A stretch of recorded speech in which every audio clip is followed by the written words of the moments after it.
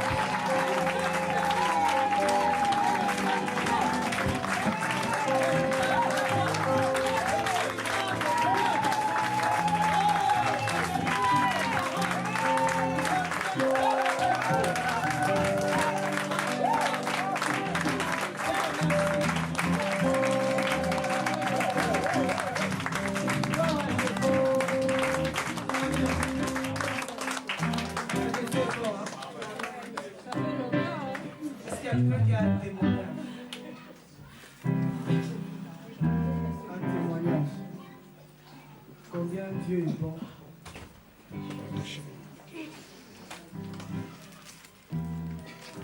Alléluia. Que le Seigneur soit béni.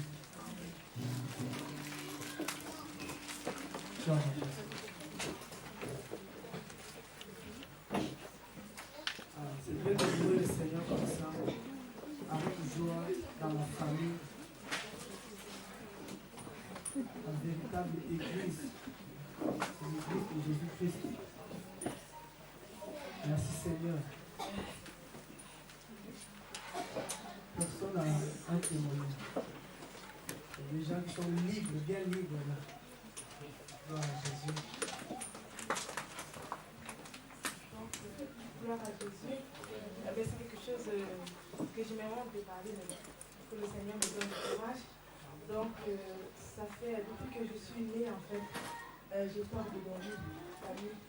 Donc je dors toujours dans le noir avec la lumière. Et dimanche dernier, quand le frère Atas a parlé, je me suis sentie concernée. J'ai eu honte. Parce que j'ai 33 ans et je vous jure, je n'ai jamais dormi dans le noir. J'ai peur. Et quand je suis rentrée dimanche, je disais non, le frère Atas, le Seigneur a parlé dans l'enseignement, ça me concernait. J'ai eu honte parce que je me suis rendu compte qu'une fille de mon âge n'a pas dormi dans le noir. Et après, j'ai dit la phrase qu'il avait dit qu'on a été dressé, le Seigneur a mis l'anneau sur notre front, donc le sorcier qui va venir, il ne peut pas, parce qu'on a une alliance avec le Seigneur. J'ai eu la force, j'ai éteint la lumière, j'avais peur, j'ai dit non, je sais que j'ai l'anneau, que ça brille. J'ai commencé à entendre des bruits, tout ça, je rallume, j'ai dit mais non, je crois au Seigneur, je ne crois pas. Après, j'ai commencé à prier, je dormais, mais j'avais peur, parce que c'était ma première fois de dormir dans le noir. Mais après, le sommeil m'a emporté. Et donc, toute cette semaine, je vous dis, j'ai la paix. La première fois de ma vie, j'ai fait une semaine, je dors dans ma chambre seule dans le noir. Donc, quelque chose qui me pesait, je fais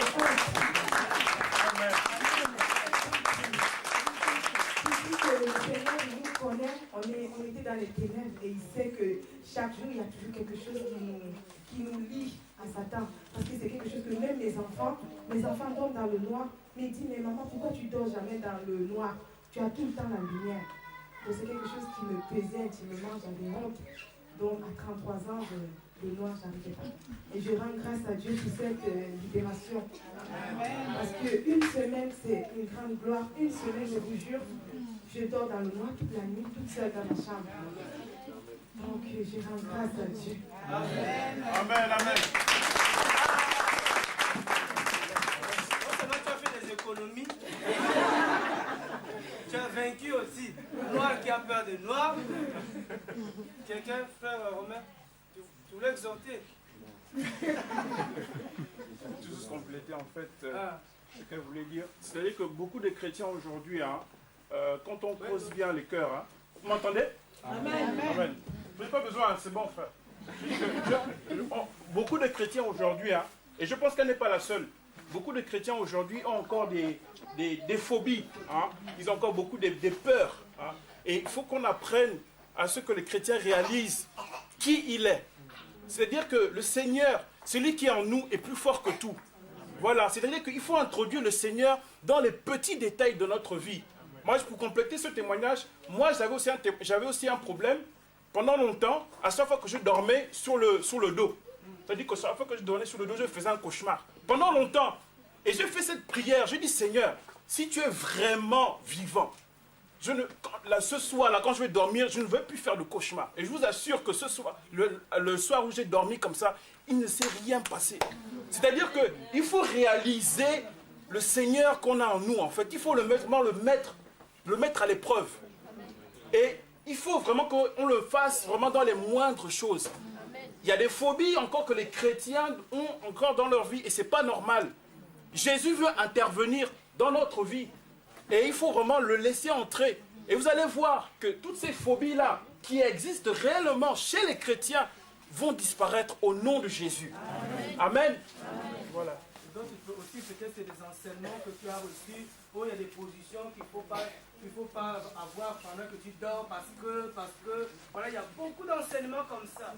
Donc toi tu auras la Marie de nuit où c'est vraiment, qu'est-ce qu'ils vont venir faire là?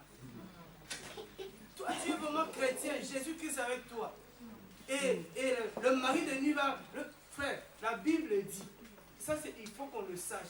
Satan ne peut pas venir entrer dans ta vie, dans ta maison, dans ta famille, s'il n'y a pas d'accès. C'est nous-mêmes qui donnons de fois accès au diable.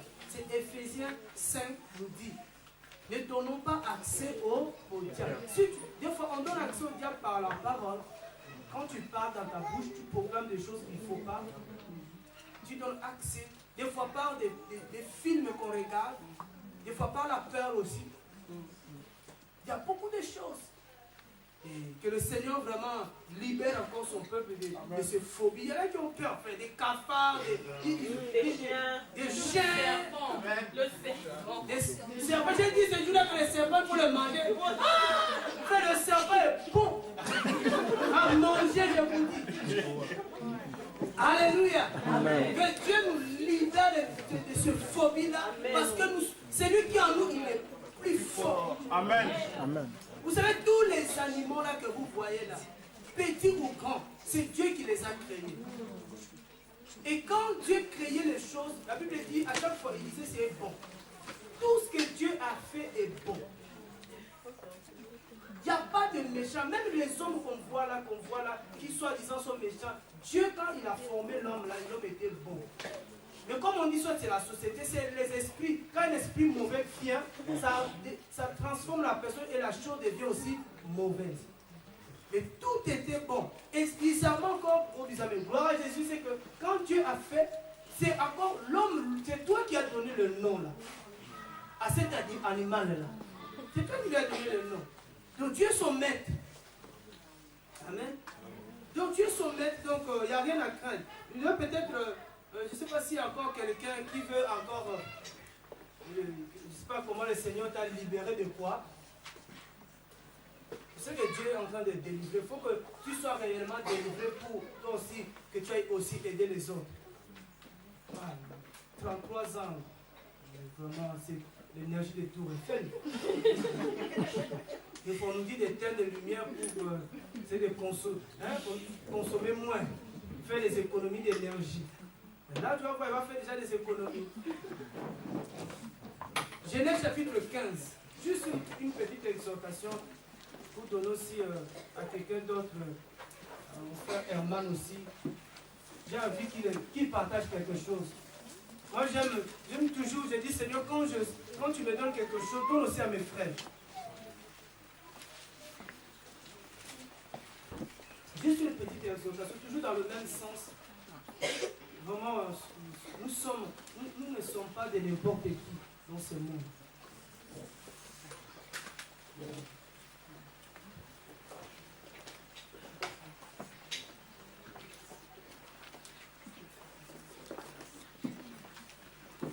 Il y a des évangiles. Arrêtez, il y a un seul évangile, c'est l'évangile de Christ. Il y a un autre autre évangile que le Seigneur m'a ouvert les yeux de comprendre. Comme ça, j'avais partagé ça, j'ai dit que Dieu m'a mené à comprendre que le premier message que Jésus-Christ avait prêché, il avait prêché le royaume. Amen. Quand vous allez dans Marc, chapitre 1er, le verset 14, Jésus-Christ a prêché le royaume.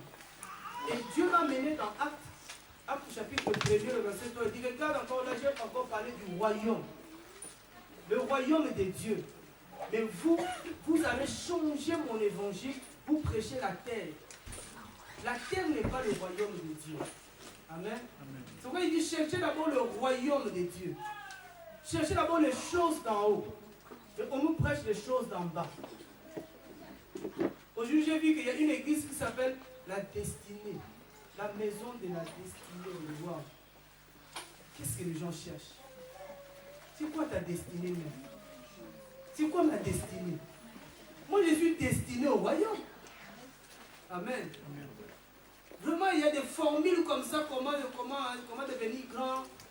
Et peut-être en lisant la Bible, on voit que même les disciples de Jésus qui discutaient de ces choses.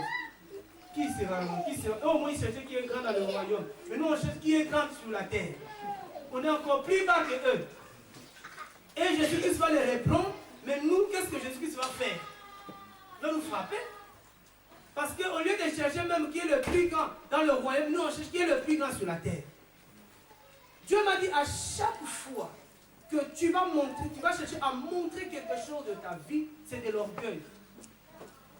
Et Dieu m'a dit, même beaucoup de gens ne savent pas, ils sont orgueilleux sans le savoir. Tu vois, par exemple, quand tu veux montrer ton ventre, tu mets ton ventre à l'air là, pour qu'on voit quoi? Tu es orgueilleux. Chaque fois que tu vas chercher à montrer quelque chose ou à démontrer quelque chose, c'est de l'orgueil. C'est de l'orgueil.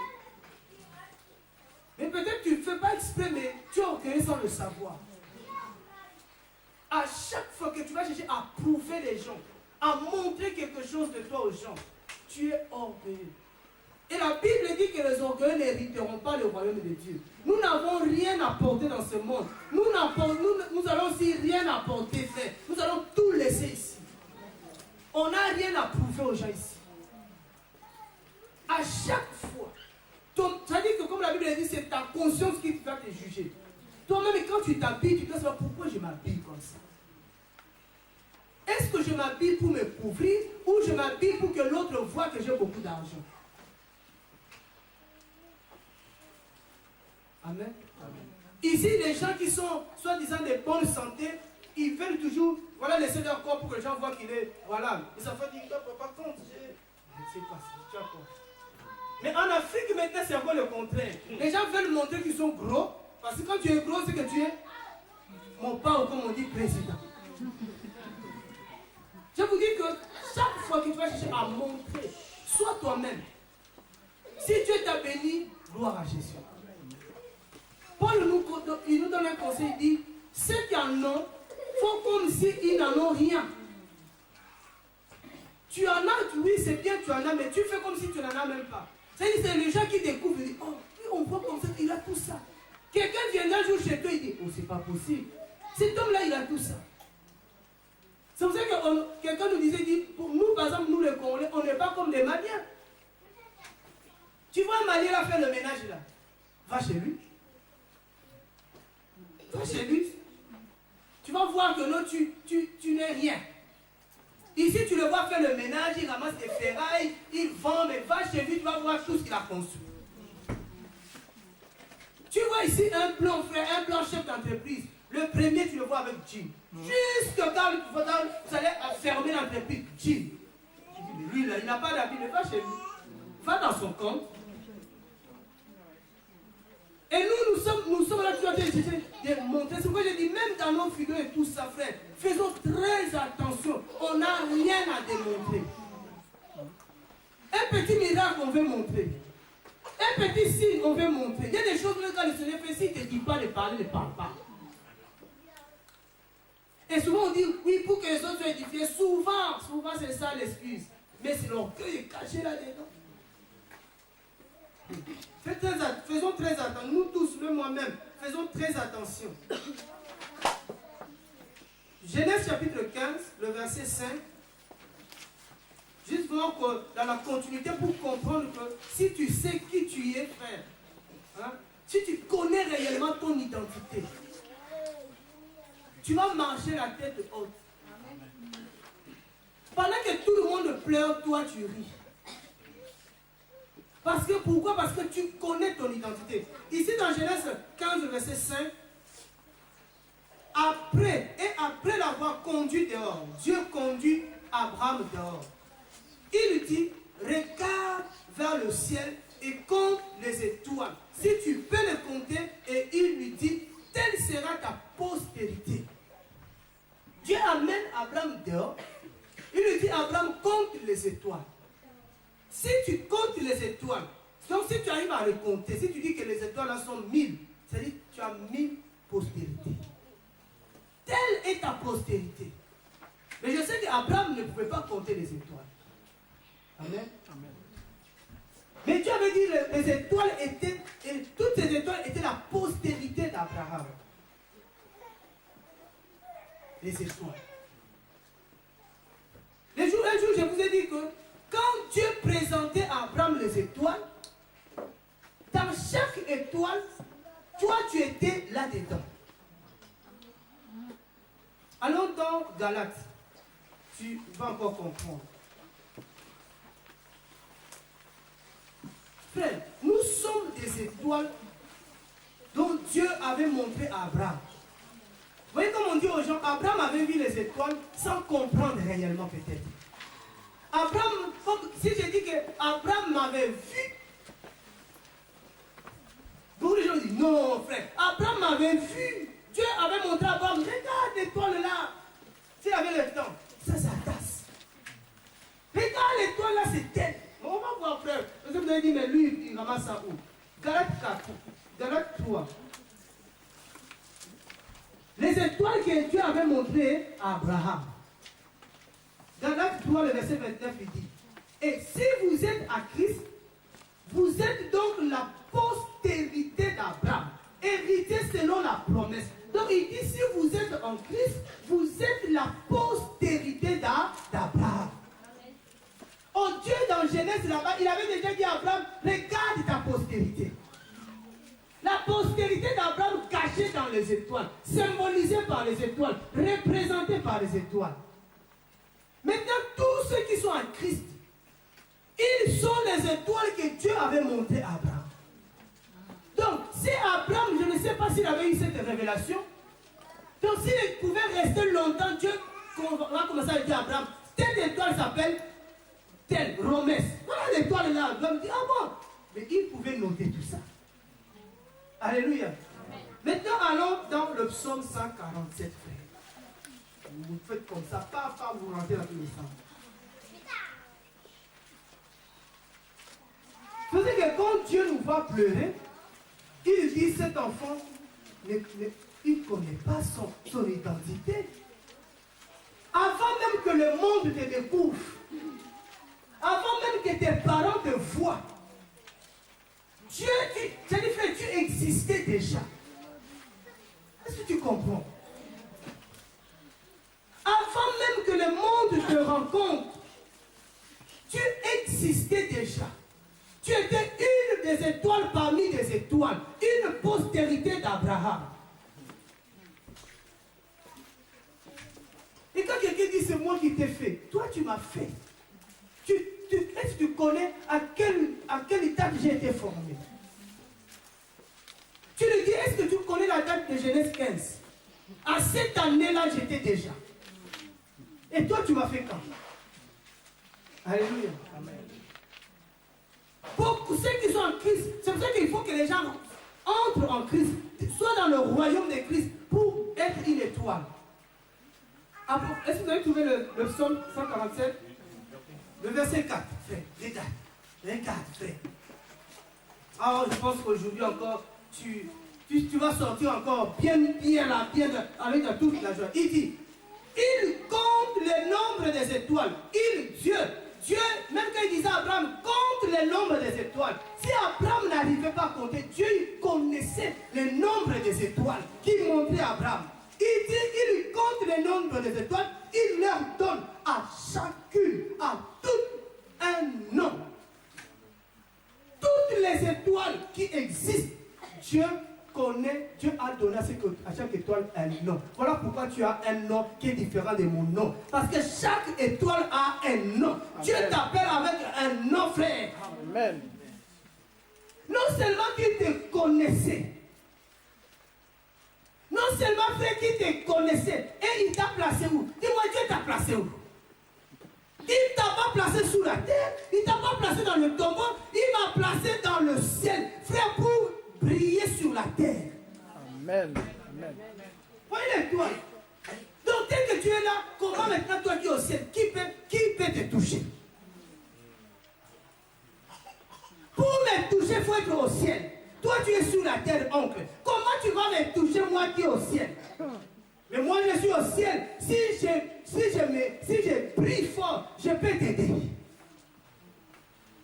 Chaque étoile a un nom. Souvent on dit que Dieu nous connaît par nos noms. Quand il vient t'appeler, il t'appelle ma fille telle. Il connaît exactement ton nom. Dieu connaît toutes les étoiles, frère. Il connaît le nombre des étoiles. Dieu connaît. Dieu connaît toute la postérité d'Abraham. Dieu connaît. Et nous sommes en Christ la postérité d'Abraham. Voyez la grandeur du Seigneur. C'est pour ça que, je vous dis, il y a toujours une différence entre la création et la formation. Les jours-là, quand Dieu avait créé cette étoile-là, il avait déjà donné le nom à l'étoile. Il avait déjà donné la fonction de l'étoile. Maintenant, on va voir la fonction de l'étoile. Genèse 1. La Genèse 1 là-bas. Ça vous dit que même quand tu es sur la terre, là, toi tu vois que tu es sur la terre. Mais en réalité, tu n'es pas sur la terre. Alléluia. Je suis au ciel. Même Jésus dit que je suis assis avec Jésus. Frère, les gens voient mon corps. Amen. Amen. Les gens, quand ils te voient, ils disent, oh frère, attends, touche mon corps. Mais tu ne me touches pas en réalité. Alléluia. Dans Genèse 1, il dit, le verset 14, et Dieu dit qu'il y ait des luminaires dans l'étendue du ciel pour séparer le jour avec la nuit. Voici déjà commence. Le ministère commence. C'est ton ministère. Écoute ton ministère. Dieu t'a placé au ciel. Il t'a donné un nom. Alléluia.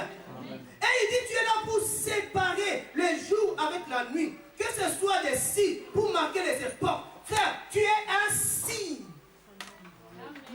Pour chaque jour, pour chaque mois, pour chaque époque, pour ta famille, tu es un signe, frère. Pour la génération, tu es un signe.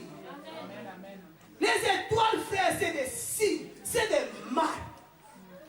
Un moment, les gens parleront de la génération. Ils parleront, vont citer aussi ton nom. Dans cette génération, c'est telle étoile qui avait brillé. Il dit non seulement que tu es un signe pour marquer le temps, et qu'il sert de luminaire dans l'étendue du ciel pour éclairer la terre. Vous voyez? Pour éclairer la terre. C'est pour ça que tous ceux qui prêchent la terre là, frère, ont besoin d'être éclairés. Toi, tu es au ciel. Ton royaume est au ciel. Ta maison est au ciel. Tu dois éclairer les terrestres. Alléluia. Voici le ministère, frère. Dieu fit les deux grands luminaires, le plus grand luminaire, pour présider au jour. Ça, c'est le plus grand. Et le plus petit luminaire pour présider à la nuit. Il fit aussi les étoiles. Alléluia. Il y a les étoiles pour présider, frère. Nous, c'est la nuit qu'on va présider. Les gens qui sont dans la nuit, là, ont besoin de ton étoile. Pour être éclairé, pour voir, parce que ces gens-là ne voient pas. Voyez? Il faut que tu commences à comprendre que moi je suis une étoile. Et laisse-moi encore te dire, parce que des fois tu trembles, est-ce que tu sais que les mages te voient? Alléluia. Je n'ai pas besoin que les juifs me voient, parce que les juifs ne voyaient pas l'étoile qui brillait. Mais les mages et les magiciens, les sorciers voient l'étoile, frère. Et quand les sorciers voient l'étoile, ils font quoi? Ils suivent l'étoile, frère. Frère, on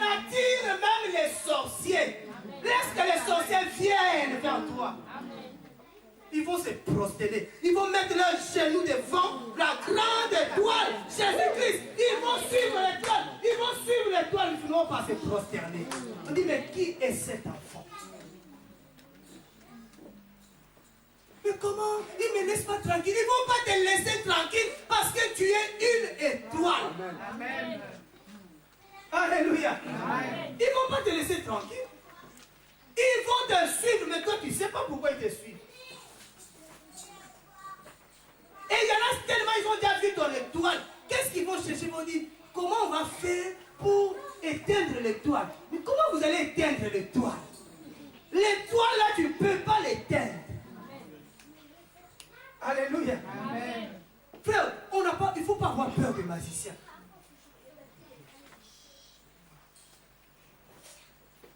Parce que tous ils suivent cette étoile-là que tu es. Beaucoup de gens savent. Ils disent, ils ne veulent pas te quitter parce qu'ils savent que tant qu'ils seront à côté de toi, ils voient la joie, la paix, ils voient que leur vie ça va. Mais ils savent, mais toi tu ne comprends pas pourquoi ils sont attachés comme ça. Vous savez pourquoi le beau-père de Jacob ne voulait pas laisser Jacob? Il dit, mais non, attends, toi depuis que tu es venu chez moi là, tu vois pas que je suis venu, comment tu vas partir? Frère, Jacob était une étoile, frère. Nous sommes de la postérité d'Abraham. Nous sommes une étoile qui va briller sur cette nation. Et les gens qui sont dans les ténèbres, frère, seront éclairés. Moi, je le crois. Je ne sais pas comment Dieu va m'utiliser. Mais je sais que mon rôle, c'est de briller, c'est d'éclairer les gens qui sont dans les ténèbres. Mais je ne sais pas comment je vais les éclairer. Mais je sais que Dieu va, lui-même, il sait comment il va, frère. C'est lui la lune, non? Quelque part, c'est lui-même la lune. Il va m'illuminer, il va donner la lumière, frère. Dès que la nuit va venir. Nous, quand on était en Afrique, pas en Afrique de Kinshasa, au village encore, frère, là, on n'attendait que la nuit pour voir l'électricité. Parce que quand les étoiles commencent à briller, la lune commence à briller, c'est là où nous on fête. C'est la lumière. Sinon, on n'a pas de vraie lumière. Alléluia. Amen. Ça veut dire que le monde entier a besoin de ta lumière. Mais toi, tu ne te rends pas compte qu'il y a des gens qui ont besoin de toi, tu ne comprends pas. Il y a des sociétés, si tu embauches, la société commence à marcher. Mais il y a des sociétés aussi, si tu embauches, ça va fermer. Parce que Dieu ne veut pas que tu sois là. Enfin, tu n'as jamais vu que partout où tu vas, ça ne marche pas. Laisse les gens tranquilles. Il y a des Jonas. Alors si tu as compris, arrête de chercher le Seigneur. Mais dis Seigneur, parce qu'aujourd'hui, j'ai compris que je suis une étoile. Une étoile est au ciel. On ne peut pas cacher l'étoile sous un lit. Tu ne peux pas cacher l'étoile. Frère, les gens qui sont ils étaient à l'Orient, très loin. De loin, les gens voyaient déjà l'étoile. De très loin. Ils ont déjà vu l'étoile. C'est-à-dire que l'étoile, frère, ce n'est pas seulement les gens qui sont autour de toi qui vont voir ton étoile. Qui vont bénéficier de ta lumière. L'étoile là qu'on voit, là, on ne sait même pas c'est de quelle distance entre l'étoile et la terre. Mais les gens sont éclairés. Une postérité d'Abraham, un enfant d'Abraham, frère, ce n'est pas de n'importe qui. C'est des gens qui sont en mission. Notre mission, ce n'est pas d'aller encore mener le ténèbre. Notre mission, c'est d'amener la lumière. La lumière là où il y a le ténèbre. Et la lumière est la parole de Dieu. La Bible dit encore dans le psaume, ta parole est une lampe. Normalement, si les gens entendent la vérité, de plus en plus, les gens vont commencer à voir clair. C'est dans le psaume 119, le verset 105. Ta parole est une lampe. C'est pour ça que frère, tu vas prier avec la parole de Dieu. Si tu commences à mettre la parole de Dieu dans ta vie, toute ta vie va commencer à briller et à éclairer les gens qui sont autour de toi. Amen. On a rencontré des gens qui nous disent que, frère, qui nous disaient même que je ne savais pas que si je mourais dans cet état, j'allais passer en enfer. Les jours que tu as donné la parole, il a été éclairé. Il a dit, ok. Mais dans mon église, on ne m'a jamais dit ça. Parce qu'il n'y avait pas d'étoile. Il n'y avait personne pour éclairer là-bas. C'est pour ça qu'il y a des gens, il ne faut pas les forcer. Il y a des gens, peut-être Dieu l'a mis là-bas pour éclairer 2 ou 3 personnes. Dès que tu vas éclairer 2 ou 3 personnes, Dieu t'enlève. Là, comment Dieu a fait avec Philippe? Dès que Philippe a fini sa mission, Dieu l'a enlevé. Il est là. Tu vois, même si tu forces, il va t'enlever quand même. Parce qu'il a besoin de toi quelque part où il y a encore des ténèbres pour éclairer. Maintenant, moi qui éclaire, comment je vais encore avoir peur des noirs? Non. Je sais, même si je dors, même si les gens ont l'impression que c'est noir, mais eux, ils voient là-bas, il y a la lumière. Toute ta chambre est éclairée par la lumière de Dieu. Toi-même, tu vois que tu marches dans le noir, mais eux, ils voient qu'autour de toi, il y a une grande lumière. La gloire de Dieu est en train de t'éclairer. Oui, mais toi, ta vie, on ne comprend pas, vous n'allez rien comprendre. Alléluia. Frère, c'est ça là, c'est ça cette vérité que nous devons comprendre. Je n'ai peur de rien. Au contraire, la société a besoin de toi. Peut-être toi, tu pries pour la société et ça va.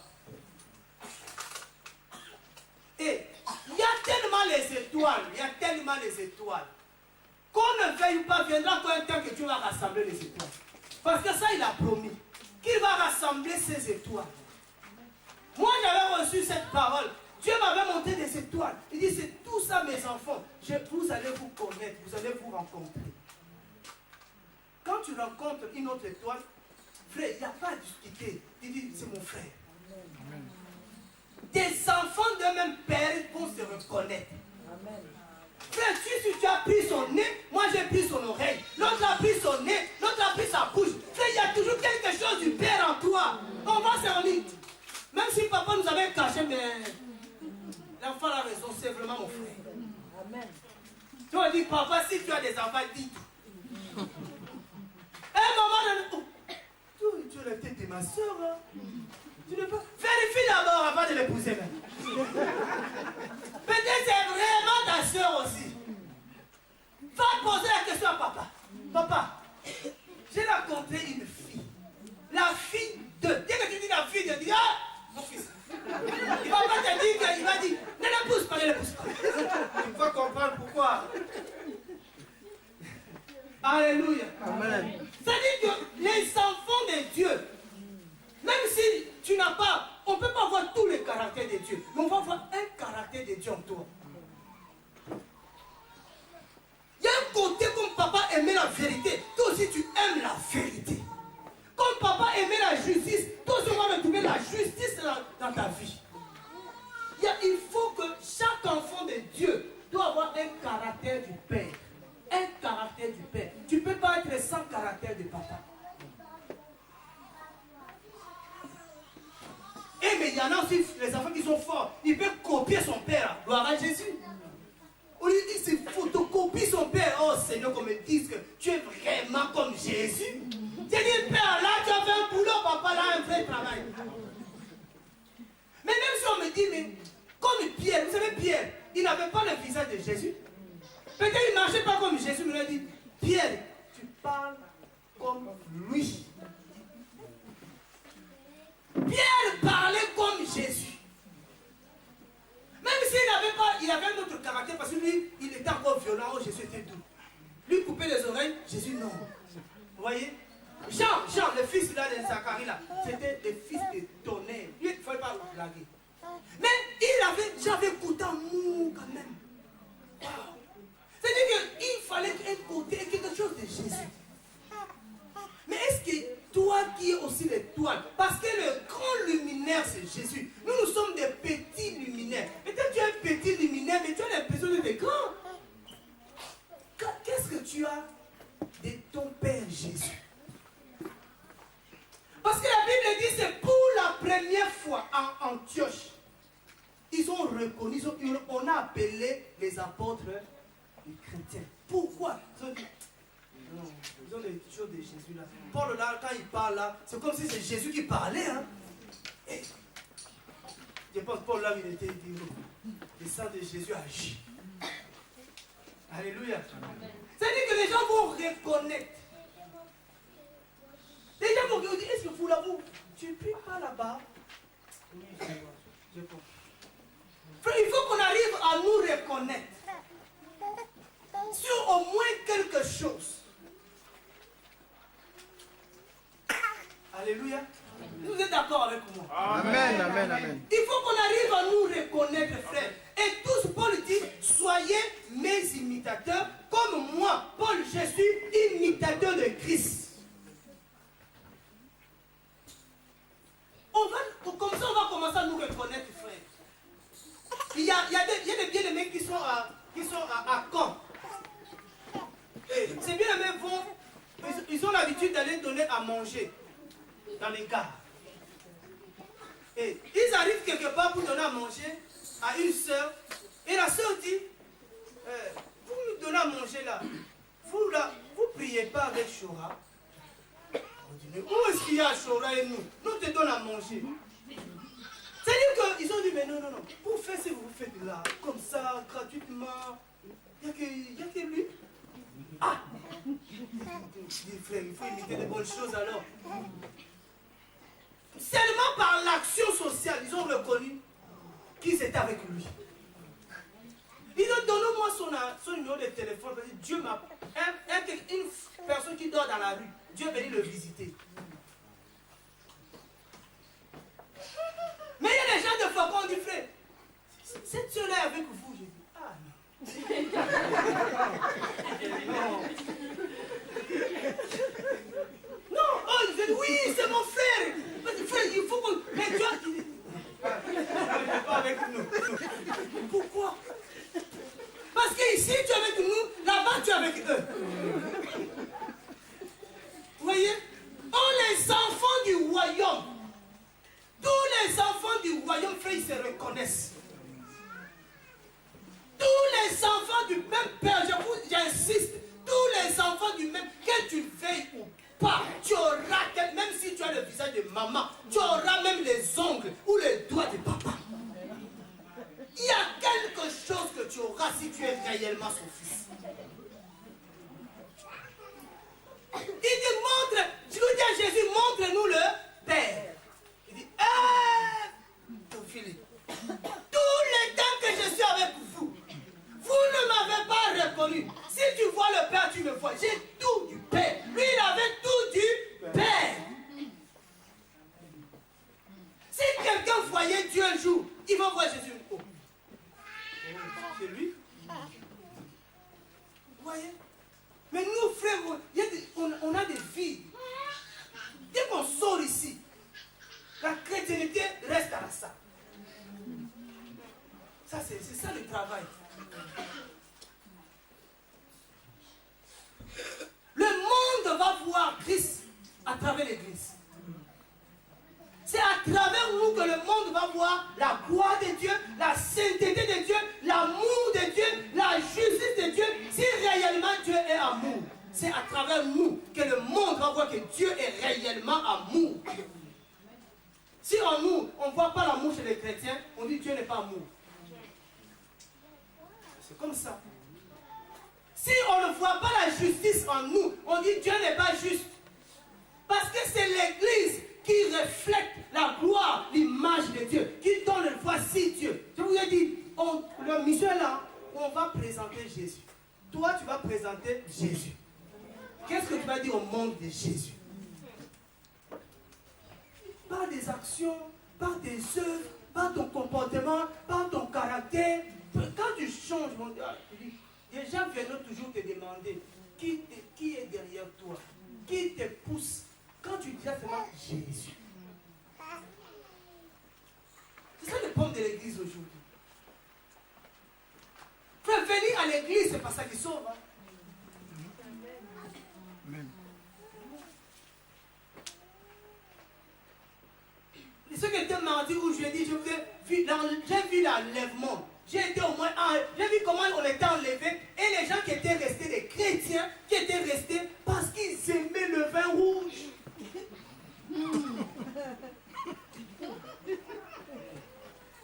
Le vin rouge l'entraînait à l'ivresse. L'ivresse l'entraînait à comment il commençait à danser les danses du monde. Tout ça à cause de ça, il est resté, ce frère-là. Mais ce qui était grave, qui m'avait touché, c'est que quand lui, il était déjà tombé, il commençait à influencer encore les gens qui ne pouvaient pas tomber. Et Dieu n'était pas d'accord. Tous les gens étaient restés. Jésus-Christ est vraiment en train de revenir. Il faut que tu fasses ton travail. Parce qu'après, tu n'auras plus le temps de faire. Maintenant, ça dit que Dieu, il ne nous demande pas beaucoup de choses. Il dit, non, ma soeur, présente-moi ta famille. C'est Jésus l'époux, non? C'est lui le fiancé, non? Mais frère, présente ton fiancé quand même à ta famille. Oh non, papa ne voudra pas. Non, présente ta fiancée. Je vous ai dit, moi, si je vois ma soeur à la République, à l'arrêt du bus, non, je ne vais pas te rater. Déjà, moi, quand je vois, je vais te saluer. Tu comprends que je t'ai vu. Parce que si je t'ai dit, je t'avais vu, tu dis non, c'était pas moi. Je vais venir te saluer. Ah, ça va mon frère? Donc tu as vu que je t'ai vu. À l'arrêt de bus, avec... qui ne connaît tes parents, je viens. Est-ce que j'ai vu l'enfant là-bas avec? Et tu vas dire quoi? Oh, je suis en train de te calomnier. Non, je vais te dire, je vous dis déjà. Que je vais le faire. Non, je ne parle pas derrière toi. Amen. Quelqu'un qui rencontre un fiancé, amène cet homme chez les parents, va présenter. Déjà, tu as du mal à présenter le physique et Jésus-Christ. Comment tu vas présenter Jésus chez tes parents? Alléluia. Amen. Présente Jésus chez les malades. Dis, je connais un homme. Un jour, moi j'étais malade. Cet homme-là est venu. Il m'a guéri. Il m'a dit, donne-moi son numéro de téléphone. Il dit, c'est pas grave. C'est un Jérémie. Donne-moi son adresse. J'ai dit, son adresse, il est là avec moi-même. Il est ton médecin spécial, oui. Toujours avec moi. C'est Jésus. Si tu l'invoques, il va te guérir aussi. C'est ça le travail que nous avons, c'est de présenter Jésus. Dans nos familles, chez nos parents, chez nos amis. Tu dis, tu vois, moi j'étais quelqu'un qui fumait beaucoup. Les jours j'ai arrêté, je n'ai pas pris de comprimés. Mais quand j'ai rencontré cet homme-là m'a poussé à arrêter. Frère, il faut que chacun présente Jésus. C'est ça que Dieu nous demande. Quand il dit allez partout dans le monde, allez auprès de toutes les nations, s'il vous plaît, toutes les nations. Présentez Jésus. Présentons seulement Jésus. Tu vois, les gens comme des Jean-Baptiste avaient compris. Ils ont dit, Jean-Baptiste, quand il a vu Jésus, il a dit, voyez-vous là, vous venez chez moi là, oh non, confessez vos péchés. Malgré que vous confessez les péchés, vos péchés n'étaient pas effacés. Maintenant, voici celui-là, lui là, qui vient là. L'agneau de Dieu, c'est lui qui ôte le péché. C'est ça le ministère. Le ministère, c'est de présenter Jésus. C'est pas de présenter, oh non, j'ai ma voiture, vous voyez ce que je suis béni de Dieu. C'est pas ça. Jésus ne s'appelle pas voiture. Jésus ne s'appelle pas maison. Tu achètes une maison, frère, il y en a, ça m'étonne. Je vais cacher quand même le nom. Tu crées une association. Tu as le récépissé de l'association. Il met ça sur Facebook.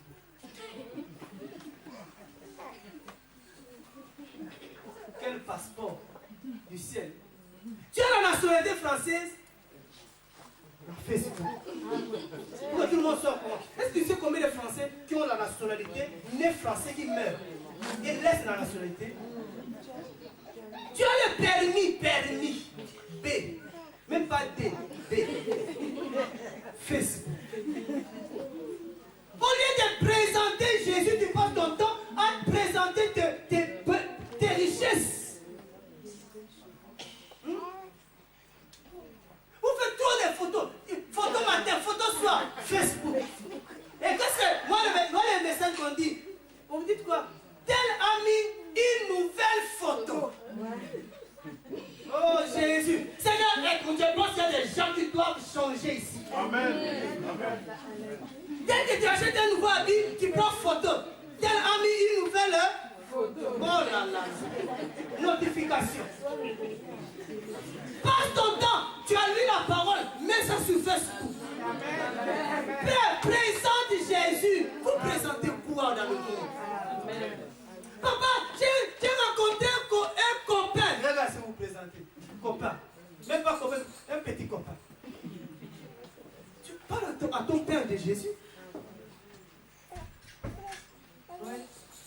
Si tu es chrétien, sa mission, c'est de présenter le maître, c'est de présenter son père, c'est de présenter le fiancé, de présenter le pou.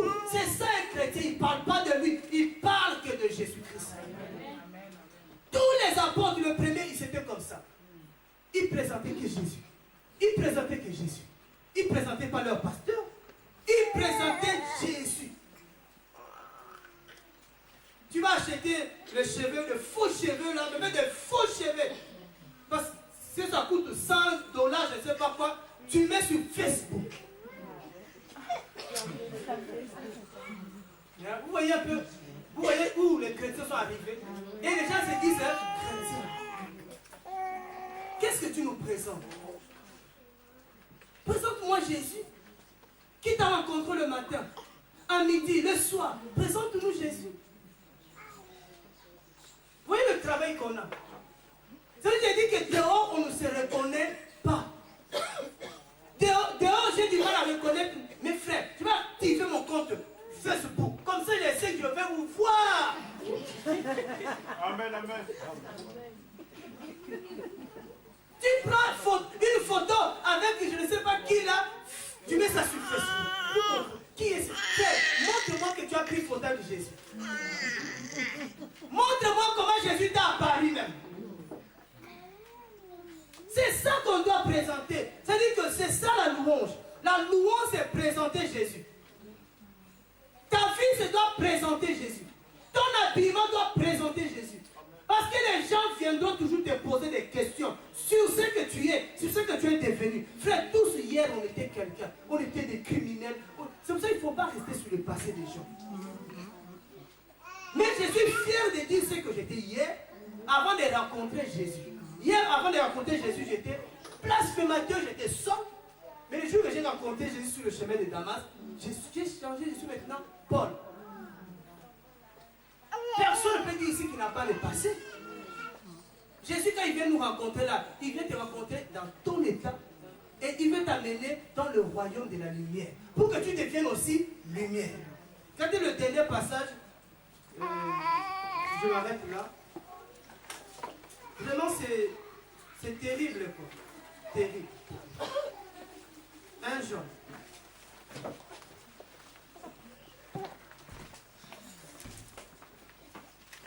Jean, devant les épîtres là-bas, chapitre 1er. Nous sommes les étoiles qui doivent éclairer. Moi, je ne dis pas de fuir vos amis, mais présente Jésus à vos amis. Quand tu vas présenter Jésus à vos amis, parce que lui, c'est le grand luminaire. Quand tu vas présenter Jésus à ton ami, tu vois que ton ami sera sauvé. Ton ami sera éclairé. Ne passez pas votre temps à parler de vous. Tu es comme l'homme qui, Proverbe nous dit, Proverbe 20, le verset 6, les hommes prêchent leur bonté. C'est ça le problème. Au lieu de prêcher Jésus. Dans 1 Jean chapitre 1er, le verset 6, il dit, si nous disons que nous sommes en communion avec lui, et que nous marchons dans les ténèbres, nous mentons. Et nous ne pratiquons pas la vérité. Mais si nous marchons dans la lumière, comme il est lui-même dans la lumière, nous sommes mutuellement en communion et le sang de Jésus, son Fils, nous purifie de tout péché. Il est lui-même dans la lumière. Si nous marchons dans la lumière, frère, comme lui-même est dans la lumière, en même temps tu deviens lumière aussi toi aussi. Parce que tu marches avec quelqu'un qui est lumière. Comme Jésus est lumière, tu marches avec lui, tu reçois la lumière et en même temps toi aussi tu vas éclairer. Frère, il y a plusieurs façons d'éclairer les gens. Mais le seul, c'est la vérité. Quand tu dis la vérité à quelqu'un, la personne sera éclairée. N'ayons pas peur de dire la vérité, parce que c'est la vérité qui éclaire. N'ayons pas honte de dire la vérité, parce que c'est la vérité qui éclaire. La vérité est la lumière. Alléluia. N'ayons pas honte de Jésus. N'ayons pas honte de Jésus. le véritable mari, le véritable ami, le véritable époux, le véritable Seigneur, le véritable Dieu, comme nous dit 1 Jean 5 là-bas, le véritable Dieu c'est lui. Il ne faut pas avoir honte de le présenter devant n'importe qui. Présente-lui Jésus. Il dit mon grand, j'ai dit tu as besoin de Jésus. Il y en a des fois il va pouder, il dit, de toute façon tel que tu es là, il n'y a que lui qui peut t'aider. Je le connais, il m'a aussi aidé. C'est pour ça que Dieu, il permet que toi, tu puisses vivre sa gloire pour que demain, quand tu vas le présenter, les gens ne peuvent pas douter. Il dit, moi, c'est Jésus qui a fait comme ça. Tu me connais comment j'étais. Quand quelqu'un me parlait, comment je répondais. Mais regarde aujourd'hui, c'est Jésus. Alléluia. Amen. Jésus, ça va être chaud, hein? Il n'y a pas de cadeaux, il n'y a plus de cadeaux.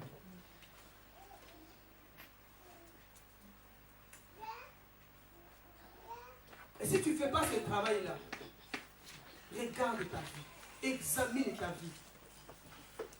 Mais ne va pas dire à Dieu, fais de moi une étoile, il va dire, tu es une étoile. Mais il faut que maintenant tu commences à prier. Il y a des prières, faire, ça ne sert à rien de faire. Il va te dire, tu es déjà une étoile.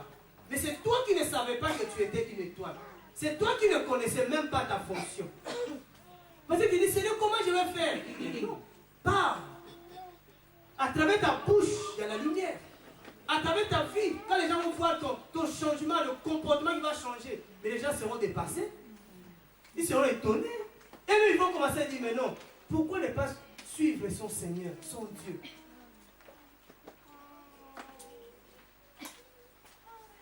Chrétien, c'est pas ici. Chrétien, c'est dehors. C'est pourquoi j'aime Jésus quand il a posé la question à ses disciples. Les premiers, je dis toujours les premiers disciples parce que je parle. Moi aussi maintenant je suis dedans. Il dit, que dit le monde? Il a beau chercher le témoignage du monde. Les gens, qu'est-ce qu'ils disent de moi? Il n'a pas d'abord dit vous, d'abord eux. Il faut d'abord que le témoignage des gens des païens. Frère, les païens, ils nous connaissent. Même s'ils ne veulent pas dire ce qu'ils connaissent de toi, mais ils savent qui tu es. Ils connaissent, entre eux, ils parlent. Mais dès qu'ils te voient, ils ne veulent pas dire parce qu'ils veulent que tu redeviennes comme eux. Mais entre eux, ils reconnaissent. Ils disent que vraiment, ça c'est un homme de Dieu. Ça c'est un frère. C'est pour ça que ça sert à rien qu'entre nous on se reconnaisse. Non, c'est ma soeur. Parce que quand on dit tu es ma soeur, c'est pas soeur en Christ, on ne dit pas. On dit tu es ma soeur. Nous en Afrique, on dit ma soeur. C'est pour ça qu'ici les gens étaient dépassés. Oh, ta soeur, tu as combien les soeurs? Parce qu'ils ne comprenaient pas. Ta soeur. Mais ton père a combien d'enfants? Dis, ce n'est pas lequel père tu parles. Si tu parles le père spirituel, ah là, tu ne peux pas nous compter. Mais si tu parles le père de la chair, là, je vais te donner le nom. C'est pour ça que nos enfants, tels qu'ils sont là, des fois, il faut les aider. Nous, Africains, là, il faut les aider. Tout, c'est maman, mamie. Et je me dis, papa, tu as combien de mamies? Ah là, il faut l'expliquer. On est parti quelque part, il dit, et mon cousin a dit, je suis le grand frère de ton père. Ah, il a pris, et mon cousin, il dit, viens chez papa. Lui aussi, c'est ton grand frère, pendant que tu es l'aîné. Il faut lui dire, tu es cousin. Tu ne peux pas voir, oh, tu es mon cousin. Oh, nous, on a vu, mon cousin.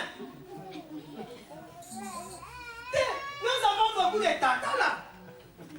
Les enfants sont dépassés, frère. Il faut aider nos enfants, ils sont ici, ils grandissent ici. Il faut les expliquer calmement en Afrique. Nous, voilà, maman scolaire, c'est aussi ma maman. On s'appelle maman. Donc il faut apprendre, on n'explique pas. Ah, qu'est-ce qu'il a vous ici, vous voulez tout savoir. Comment l'enfant va grandir? Il faut l'expliquer. Comme ça l'enfant sait. Pourquoi il t'appelle aussi maman? Quel type de maman tu es? Alléluia. Oh, que Dieu nous aide. Amen. Il faut qu'on continue à parler, n'est-ce pas? Mais vu le temps, on va arriver.